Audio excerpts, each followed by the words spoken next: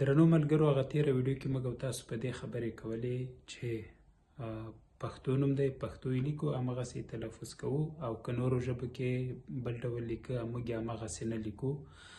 نن په دې ویډیو کې په دې خبره کوو چې نوم چې څنګه سم لیکو باید همغسې تلفظ هم سم وکړو.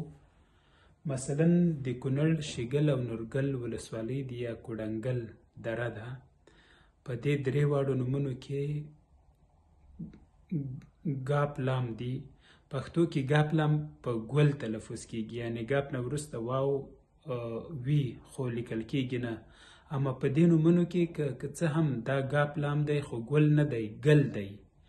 یعنی کوډنګل ګل نه، شیګل، نورګل. نو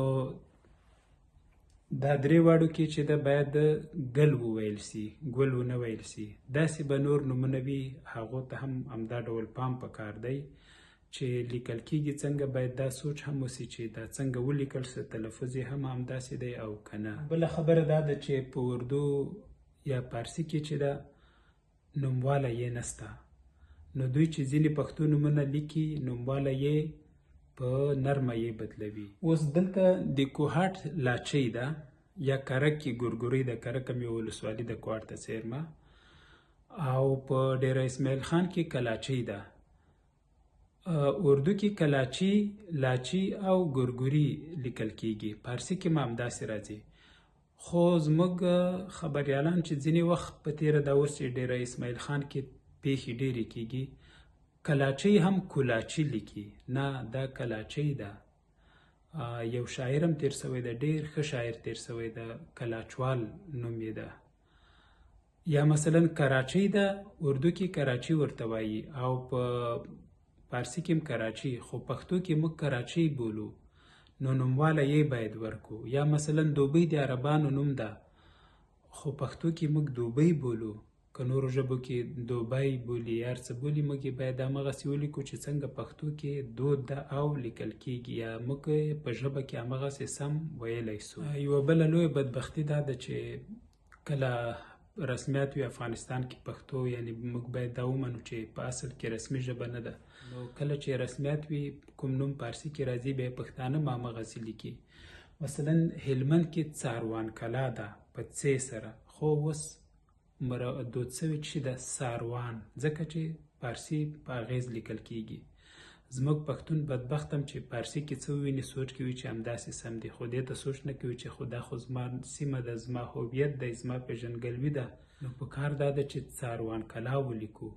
داسې به نورې بیلګې وي چې پښتو توري سره به لیکل کېږي، خو پارسي په اغیز به یا هغه توری غورځېدلی وي. موږ باید کوشش وکړو، پوښتنې وکړو، همغسې سم یې ولیکو. علامه رشاد بابا دې خدای وبخي، ما ته یې کیسه کوله، وایي دا کندهار کې فیلکو ورته وایي، که کوم بل ولایت کې دی. وایي دا اصل فیلغر و، خو وایي دا د ظاهرشاه وخت کې و که د داود وخت کې، وایي دا مامورین چې لاړل او سیمې نقشه کولې یا هر څه یې ورباندې کول یا یې ثبتولې، نو وایي فیلغر، وایي دا هیچ یاست، فیلکو درست است، وایي دغسې یو شی یې وکړه. نو ډېر پښتو نومونه یې پارسي کړي. یا مثلا په د ننګرهار کې مارغر، اوس په مارکو مشهور دی. کار چاته څومره وایم چې دا مارغر دی، هملته یو دغه هم شته، چا خبره داسې یو نښه هم شته، یو غر ده، که تاسو تورخم لور ته ځئ وایي دا مار و. نو هغه مارغر دی، خو اوس مارکو سوی. اوس دا غر کلمې په ننګرهار کې ډېرې دي، لکه سپین غر، تور غر، داسې موږ کلمې لرو، خو همدې نه یې مارکو جوړ کړی. یا مثلا په ننګرهار کې یوه ولسوالي ده هسکه مینه، ما خپله ننګرهاریانو نه اورېدلي او ورسره میلانجم کړی چې ولې ته دې بالا بولې، دا خو هسکه مینه ده. نو کوشش دا کوئ چې خپلو سیمو نومونه په خپل نوم یاد کړئ، دا ستاسو هویت دی. نو که د تاریخي اړخ ته د نومونو سوچ وکړئ، بیا لوی بحث غواړي چې زموږ او ستاسو له دې دایرې وتلی. ښه وخت.